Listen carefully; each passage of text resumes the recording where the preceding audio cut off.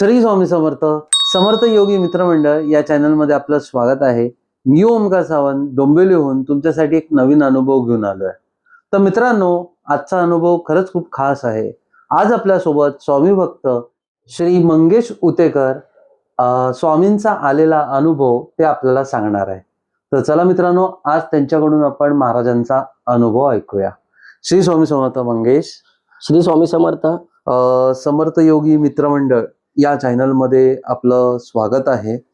आणि पहिलं प्रथम खूप खूप धन्यवाद की तुम्ही हा वेळ दिला आणि महाराजांचं आता तुम्ही अनुभव आपल्याला सांगतायत. म्हणजे खरंच खूप आनंदाची गोष्ट आहे. फार कमी जण असतात जे महाराजांनी दिलेल्या गोष्टी सांगत असतात, पण महाराजांकडे भरपूर काही गोष्टी मागत असतात. आणि पहिली प्रथम म्हणजे तुमच्या इथे महाराज माऊली बसलेत आणि त्यांची प्रतिमा ही खरंच खूप सुंदर आहे. बघूनच मन प्रसन्न होतंय. खरंच त्यांच्या चरणी प्रार्थना की आपला अनुभव खूप छान तुम्ही ते तुमच्याकडून सांगून घ्या. तर मंगेश साहेब, कसा महाराजांचा प्रवास तुमच्या आयुष्यात सुरुवात झाला आणि महाराज कसे तुमच्या आयुष्यात आले आणि सेवा कशी घडली हे आम्हाला ऐकायचं आहे. श्री स्वामी समर्थ. एप्रिल महिन्यामध्ये माझा मित्र राहुल थोरात जो कळव्याला राहतो, एप्रिल वर्ष 2025 मध्ये 2025 मध्ये हो. तर तो अक्कलकोटला गेलेला आणि अक्कलकोटला तिकडे गेल्यानंतर त्याने मला फोन केला की मंगेश अरे मी अक्कलकोटला आलोय, तुला काय आणू का? तर माझ्या मुखातूनच डायरेक्ट निघालं की एक काम कर, मला महाराजांची मूर्ती घेऊन ये. अच्छा. पण म्हणजे असं म्हणजे तुम्ही प्लॅन केलं होतं का? प्लॅन वगैरे काय नाही, माझ्या मनातच ते आली, इच्छाच निघाली माझी की महाराजांची मूर्ती, कदाचित महाराजांना माझ्याकडे येण्याची इच्छा असेल. नक्कीच नक्कीच. त्यामुळे नंतर एप्रिलमध्ये मूर्ती म्हणजे महाराज, साक्षात महाराज माझ्या घरामध्ये आले. एप्रिलमध्ये माझ्या महाराजांचं आगमन झालं माझ्या घरामध्ये. आणि तिथून माझ्या सेवेला हळूहळू सुरुवात झाली. सुरुवात म्हणजे तेव्हाची जी सेवा होती ती म्हणजे त्यांचे अनुभव अगोदर तुम्हाला काहीच येत नाहीत. पहिले महाराज आपल्याला आपल्या शरीरातले असलेले जेवढे काही निगेटिव्हिटी असतील किंवा काय असेल ते सगळं डिलीट करण्याच्या म्हणजे पूर्णपणे मिटवण्याच्या मार्गावर त्यांचा प्रवास, त्यांनी त्यांचं कार्य सुरूच ठेवलं. त्याच्यानंतर जून महिन्यामध्ये मला 1 ते 1.5 महिना वेगवेगळे विचार, झोप न लागणं, त्याच्यानंतर चिडचिड यासारख्या खूप काही गोष्टी मला घडत गेल्या. म्हणजे डॉक्टरकडे गेलो, रिपोर्ट झाले, रिपोर्ट माझे नॉर्मल आले, तरीही मला स्वतःला समजत नव्हतं की काय चाललंय माझ्या आयुष्यामध्ये. आणि म्हणजे डिप्रेशन सारखं वाटत होतं सगळं. ऑफिसला जायची इच्छा होत नव्हती, घरामध्ये चिडचिड होत होती. अचानक मध्ये म्हणजे माझ्या इंस्टाग्रामच्या याला एक रील माझ्या समोर आली महाराजांची. त्या रील मध्ये महाराजांनी मला सांगितलं की अरे तू असा का करतोयस, उठ, ये माझ्याशी बोल. अच्छा. तिथून मी तसाच उठून महाराजांसमोर हात जोडून बोललो की महाराज म्हणजे काय चाललंय, म्हणजे मला तसं व्हायचं नाहीये, मला असं का त्रास होतोय, कशासाठी होतोय? आज माझी फॅमिली आहे, सगळ्या आनंदित आहेत, सगळ्या गोष्टी आहेत, मग माझं असं का? तर महाराज हात जोडतो, मला ह्याच्यातून बाहेर काढा, या सगळ्या गोष्टीतून मला पूर्णपणे बाहेर काढा. त्याच्यानंतरचा प्रवास म्हणजे त्यांची जी शक्तीची जी गोष्टी आहे म्हणजे सुरू करण्याची, जी निगेटिव्हिटी संपवण्याच्या, त्या माझ्या आयुष्यात घडत गेल्या, पण मला कळलं नाही कशा घडत गेल्या काय. आणि मग सारखं मला मोबाईलवर महाराजांचाच फोटो दिसतोय, मी बाहेर कुठे गेलो महाराजच दिसताय, मुखामध्ये माझ्यासारखं नाम श्री स्वामी समर्थ, श्री स्वामी समर्थ. अरे वा. त्याच्यानंतर मला घरी म्हणजे मी कधी टीव्ही लावला, समोर पण मला त्यांच्या जप, गाणी ह्याच गोष्टी दिसतात. आणि अचानक मध्ये एक संदेश समोर आला त्यांचा. त्या संदेश जवळजवळ 30 ते 40 मिनिटाचा होता.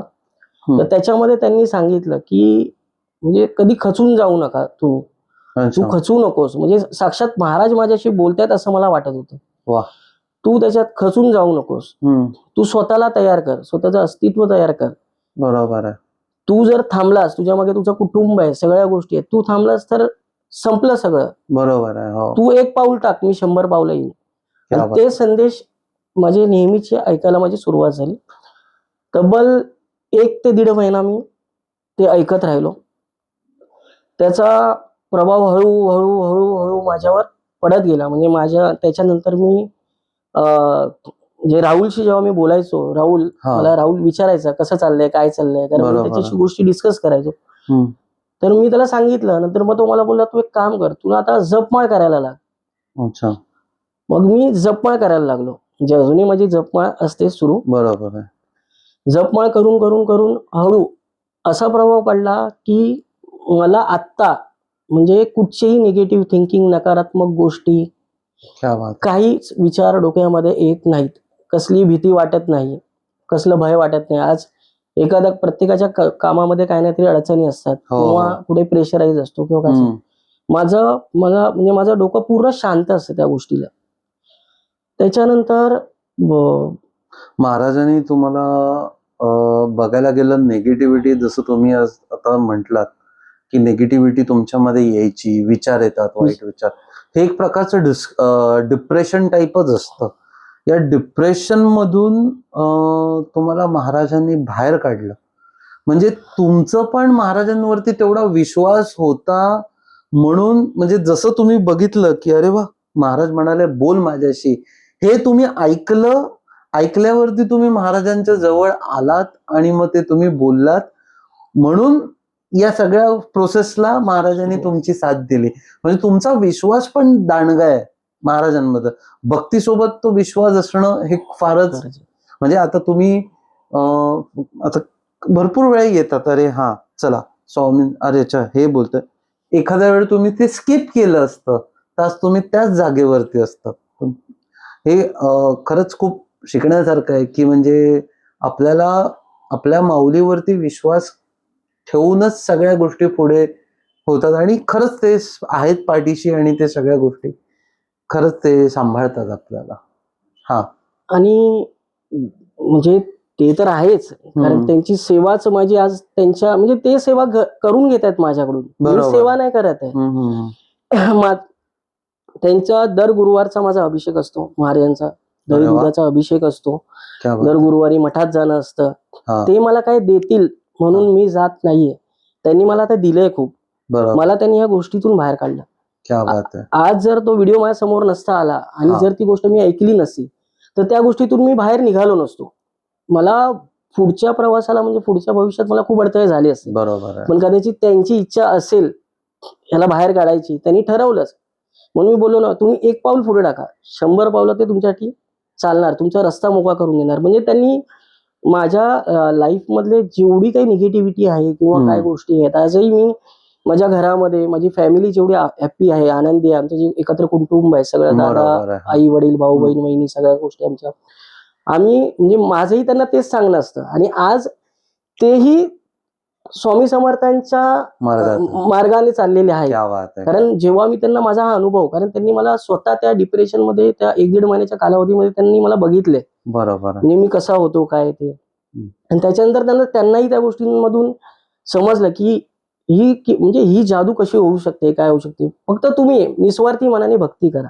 क्या बात आहे. बस, बाकी काय नाही. मला महाराज काय देतील म्हणून मी त्यांची सेवा नाही करत. मला त्यांनी खूप दिलंय. आज मी जो उभा आहे, कारण आपण जेव्हा उभे राहणार तेव्हाच आपण करणार, पण आपल्याला उभं करणारे ते आहेत. क्या बात आहे, क्या बात. त्यामुळे माझं काटे आहे, शारे मला स्वतःलाच म्हणालात. खरंच महाराज उभं करतात प्रत्येक भक्ताला. आणि त्या सगळ्या गोष्टी झाल्यानंतर एक सप्टेंबर मध्ये म्हणजे माझा पहिला अनुभव जो महाराजांच्या म्हणजे त्याच्यानंतर जो आला दुसरा अनुभव, सप्टेंबर मध्ये माझी आई गावावरून येत होती आणि तिची बॅग ओलामध्ये म्हणजे पनवेलवरनं तिने ओला केली, ओलामध्ये तिची बॅग राहिली. त्या बॅग मध्ये तिचे एक 7 ते 8 तोळे सोनं होतं, बँकेचे कागदपत्र होते आणि काही गावचे डॉक्युमेंट्स वगैरे ओरिजिनल सगळे होते. बापरे. आणि एक साधारण 8:30-9 ला संध्याकाळी गोष्ट म्हणजे घडली. आई संध्याकाळी घरी आली. मग बॅग गेलेलं जेव्हा कळालं तिला, घरी आल्यानंतर 15-20 मिनिटांनंतर तिला कळालं की ती बॅग गाडीमध्ये राहिली. ओलावाल्याला कॉन्टॅक्ट केला, तो नो रिस्पॉन्स देत होता. तो गेला निघून. बरोबर. निघून गेला, काय करणार. 9चे 10 वाजले, 10चे 11 वाजले.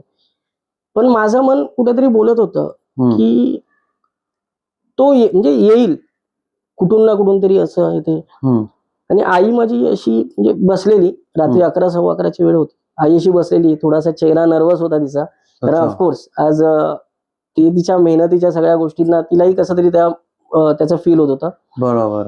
तर मग मी जेव्हा मी 11 वाजता आईचा चेहरा बघितला, 11 सव्वा 11 वाजता, की आई म्हणजे असं एकदम अपसेट होती, सगळ्या गोष्टीला दुःखी होती. मी बोललो स्वामींना एवढंच बोललो की स्वामी, उद्या सकाळपर्यंत मला ती बॅग माझ्याकडे पाहिजे. तुम्ही इथून बघताय ना आईची परिस्थिती, मग मला ती बॅग पाहिजे माझ्याकडे. मी इथून उठलो, पोलीस स्टेशनला गेलो. मानपाडा पोलीस स्टेशनला गेलो. पोलिसांनी पण मला खूप हेल्प केली, सगळ्या गोष्टी झाल्या. पण तो मुलगा यायलाच तयार नव्हता. मी पुन्हा रात्री 2:30 वाजता मोबाईल काढला, मोबाईलमध्ये महाराजांचा फोटो काढला. बोललो एवढं तर समजलं त्या मुलाकडे बॅग आहे, मग एवढा वेळ का घेताय, त्याला तुम्ही घेऊन या इकडे, तुम्हाला इथे पाहिजे. अर्धा तासानंतर त्याची पूर्ण फॅमिली आणि तो तिथे ती बॅग घेऊन आला. बापरे. आणि त्या बॅग मध्ये दागिने वगैरे मला तसेच भेटले. म्हणजे हे सगळं होतं ना, जेव्हा मी इथे उभा राहिलो आणि त्यांना बोललो की मला नाही माहिती की तुम्ही ते घेऊन या इथे.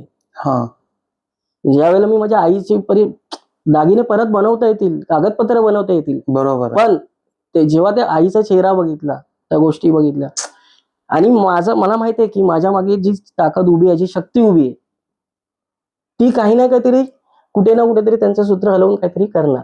आणि तो शब्द बोलल्यानंतर आणि खरंच महाराजांनी सकाळ पण नाही, मध्यरात्री 3 वाजता माझी बॅग माझ्या घरात आली. बापरे.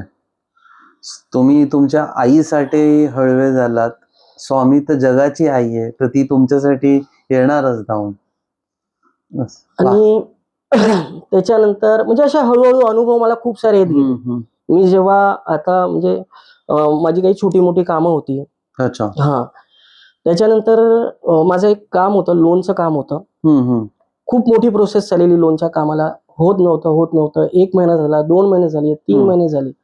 मी तर अपेक्षा सोडलेली की नाही होणार, म्हणून मला असं वाटत होतं. 2 वेळा ते काम माझं रिजेक्ट झालं. तिसऱ्यांदा मी म्हणजे जेव्हा मी दर गुरुवारी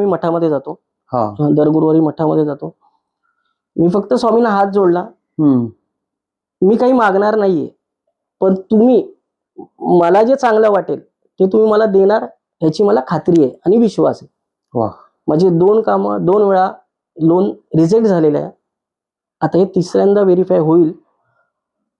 तुम्ही बघा, जर तुम्हाला योग्य वाटत असेल तर मला द्या, बाकी सर्व तुमच्या हातामध्ये. क्या बात आहे. आणि विथिन त्याच्या एक 5 ते 10 दिवसानंतरच माझं ते अप्रुव्हल आलं. त्या गोष्टीला स्वामींची कृपा झाली. आणि खरंच जे माझं न होणारं काम होतं ना, सर ते काम माझं मार्गाला लागलं. आणि आजपर्यंत मी आजच्या दिवसापर्यंत माझ्या हातून जी त्यांची सेवा घडते ना, ती मलाही माहिती नाही ती कशी घडते. मला काहीच माहिती नाही. दर गुरुवारची माझी होणारी अभिषेकची सेवा असेल, माझ्या असं नाही तर माझ्या कुटुंबाच्या हातून सुद्धा, माझी वाईफ आहे, वडील आहेत, भाऊ बहीण, त्या लोकांनाही म्हणजे त्यांनाही त्याचे अनुभव आले. ज्या वेळेला त्यांना मी माझ्या गोष्टी शेअर केल्या. बरोबर आहे. कारण कसं आहे की शेवटी शेअर केल्याशिवाय म्हणजे आपले अनुभव सांगितल्याशिवाय समोरच्याला त्या गोष्टी होणार नाहीत. त्या गोष्टीला सुरुवात झाली. आणि आजपर्यंत त्यांची कृपादृष्टी आहे आणि भविष्यातही राहणार, हा मला आत्मविश्वास आहे. नक्कीच. ते इथे आहे, ते ब्रह्मांड नायक आहेत.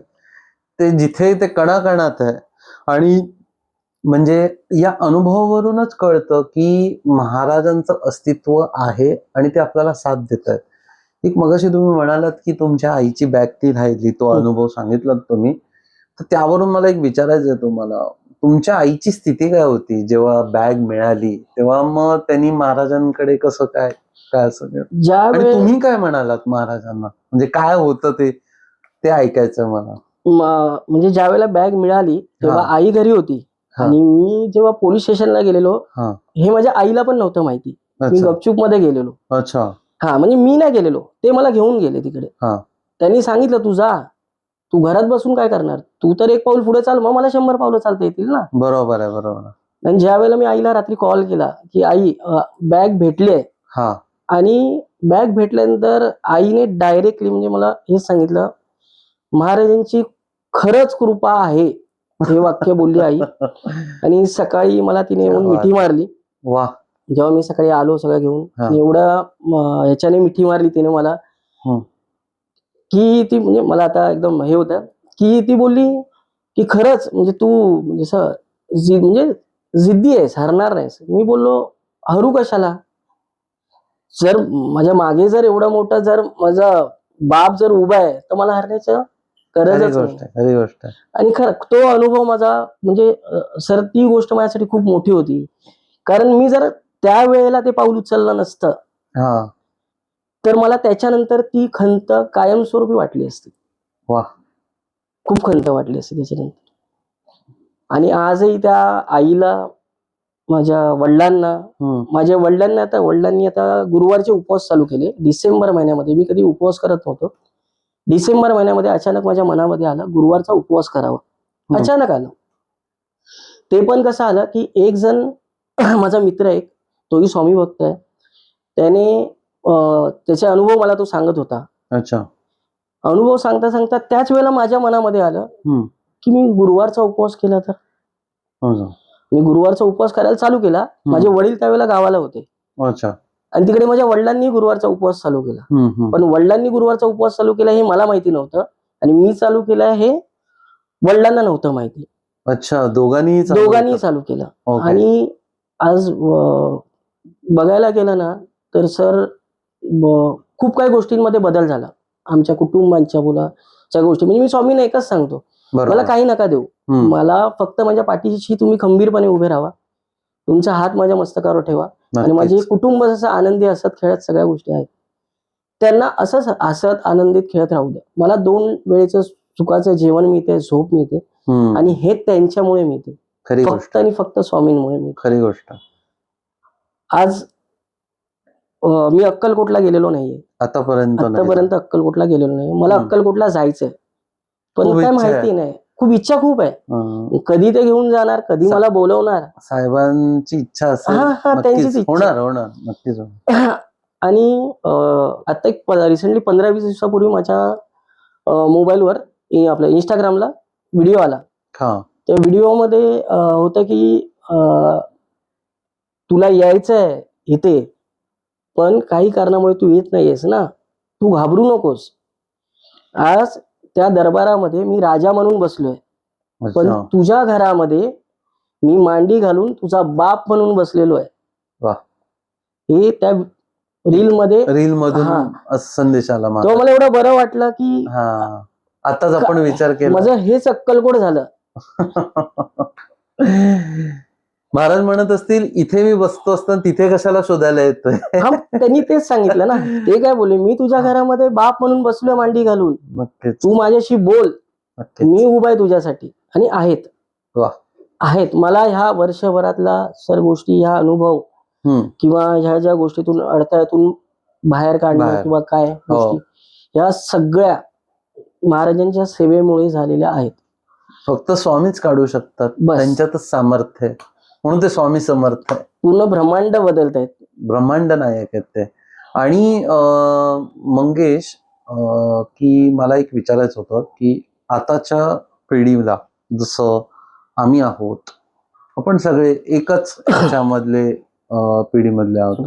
सो म्हणजे आपण महाराज आपल्याकडून देखील सेवा करून घेत आहेत. तुझा काय संदेश आहे की आता अनेक गोष्टी असतात की जसं तू म्हणाला की तू डिस्टर्ब होता, आता असं झालंय ना की यंगस्टर लवकर डिस्टर्ब होतं, लवकर एज मध्ये डिस्टर्ब होतो, सगळ्या कुठल्या गोष्टी थोड्याशा लवकर वयामध्ये होत राहतं. मग तू त्यांच्यासाठी काय संदेश देशील? मी म्हणजे त्यांना एकच सांगेन की खचून जाऊ नका. एकदा तुम्ही महाराजांच्या सेवेशी लागा, त्यांनी बरोबर नियोजन केलेलं आहे. तुम्हाला काय करायचंय, कधी द्यायचंय, कुठे द्यायचंय. फक्त तुम्ही त्या सेवेमध्ये राहा. वा. निस्वार्थी मनाने, माझं हे एवढंच सांगणं आहे, निस्वार्थी मनाने तुम्ही त्या सेवेमध्ये जावा. महाराज नक्कीच देतील. कारण त्यांच्याकडे तेवढी शक्ती आहे. नक्कीच नक्कीच. फक्त कारण प्रत्येकाच्या आयुष्यात वेगवेगळ्या संकट येत राहतात. आज कोणी घ्या तुम्ही, साधी नोकरी करणारा असेल, शिक्षणदार असेल, कुटुंब चालवणारा असेल, असे अनेक लोक आहेत. प्रत्येकाला काही ना काहीतरी अडचणी आहेत. पण त्या अडचणींना तुम्ही घाबरून जाऊ नका. तुम्ही ह्या सेवेला लागा, महाराजांच्या सेवेला लागा. एकदा सेवेमधून तुम्हाला त्याचे अनुभव एवढ्या लवकर नाही येणार. तुम्ही बोलणार आज सेवा केली मला उद्याला अनुभव द्या, नाही होणार. ते पहिलं तुमचे ज्या नकारात्मक गोष्टी आहेत, तुमच्या आजूबाजूची नकारात्मक ऊर्जा आहे, त्यांना ते बाहेर टाकणार. बरोबर. आणि माझं या सर्व म्हणजे या यंग पिढीला माझं एवढंच सांगणं आहे, तुम्ही खरंच सेवेमध्ये जावा आणि तो अनुभव तुम्ही स्वतः घ्या. त्या अनुभवामधून तुम्हाला खूप काही गोष्टी शिकायला मिळतील. हळूहळू का होईना, पण प्रगतीच्या वाटेवर तुम्ही चालाल. जसं आज मी आहे. आज माझं प्रत्येक पाऊल, सगळ्या गोष्टी आज माझ्या म्हणजे कामावर, ऑफिसला जाताना, ऑफिसवरून येताना मी प्रत्येक वेळेला त्यांना सोबत घेऊन जातो. मी स्वतः बोलतो माझ्या सोबत चला. वा. कारण का आज खूप काही गोष्टी आहेत. आज प्रत्येक ठिकाणी असंच नाही, अडचणी तर येणारच. बरोबर. पण त्या अडचणींना आपण खचून नाही जायचं. बरोबर आहे. म्हणून माझी सर्वांना एकच विनंती आहे, एकदा स्वामींच्या सेवेशी जावा. स्वामींची असं नाही की 24 तास त्यांच्या नामस्मरणात राहावा. बरोबर. 24 तास जपमाळ करत राहावा किंवा 24 तास मठात जाऊन बसा. स्वामींनी आजपर्यंत एवढं सांगितलंय, जिथे वाटेल तिथे फक्त माझं नाव तुझ्या मुखामध्ये घे. बरोबर. आणि तू तुझं पाऊल पुढे टाक. आणि एकदा ते तुम्ही करून बघा. माझं या लोकांना एवढंच सांगणं आहे, त्यांनी ते करावं. नक्कीच नक्कीच. मंगेश, खूप खूप धन्यवाद महाराजांचा अनुभव सांगितल्याबद्दल आणि आम्हाला जे काही संदेश दिल्याबद्दल. नक्कीच आपण तो संदेश स्वामींच्या कृपेने लोकांपर्यंत पोहोचूया, अशी स्वामीचरणी प्रार्थना की प्रत्येक स्वामी भक्तापर्यंत हा तुमचा संदेश आहे तो पोहोचो. आणि महाराजांचं एक वचन आहे, तुमच्या अनुभवावरूनच ते लगेच मला रिफ्लेक्ट झालं आणि इथे पण महाराजांच्या लिहिलंय की भिवू नकोस, मी तुझ्या पाठीशी आहे. हे एक वचन आपल्याला एवढं बळ देतं की संकटात पण आपण उभे राहतो आपण. या महाराजांच्या वचनांमध्ये एवढी ताकद आहे की आपली ताकद ती जागृत होते आणि आपल्याला ते बळ देतात. तर खूप खूप धन्यवाद. तर मित्रांनो, कमी तिथे स्वामी आणि स्वामी तिथे काय कमी. महाराज तुमच्या पाठीशी असताना तुम्हाला कुठल्याही गोष्टीची चिंता करायची गरज लागत नाही. तुम्ही फक्त नित्य नेमाने त्यांची सेवा करा व सेवेत असलेला तो विश्वास आहे तो दृढ ठेवा. डगमगू नका, खचू नका. असं वाटत असेल कधी कधी की काय महाराज तुम्ही बघत नाही. महाराज प्रत्येक मुलाला आईसारखं बघत असतात, आईसारखी काळजी घेत असतात. एक वेळ मुलगा विसरेल आईला, पण आई कधीच आपल्या मुलाला विसरत नाही. अशी आपली माऊली आहे, आपले स्वामी आहेत. आणि तुम्हाला देखील महाराजांचा अनुभव आला असेल. मित्रांनो, मी तुम्हाला का असं बोलतो की अनुभव आला असेल म्हणजे तुम्ही शेअर करा. त्याचं कारण एकच आहे की आपण नेहमी मागत असतो महाराजांकडे की स्वामी मला हे काम करा, स्वामी मला ते द्या, मला हे द्या, ते द्या. मग दिलेल्या गोष्टी आपण का नाही महाराजांचं सांगत. काय माहिती तुमच्या अनुभवामध्ये कोण कुठल्या स्थितीमध्ये असेल, त्याला देखील ऐकून छान वाटेल आणि मग त्याचा देखील भक्तीचा मार्ग महाराजांच्या कृपेने सुरुवात होईल. तर म्हणून तुम्हाला देखील अनुभव आला असेल तर माझ्या दिलेल्या नंबरवरती कॉल करा व पाली, जिल्हा रायगड इथे आपण स्वामींचा मठ स्थापन करणार आहे. त्या सेवेसाठी जर तुम्हाला काही माहिती पाहिजे असेल तर माझ्या दिलेल्या नंबरवरती कॉल करा. नवीन अनुभव घेऊन येईपर्यंत श्री स्वामी समर्थ. जय जय स्वामी समर्थ. जय शंकर.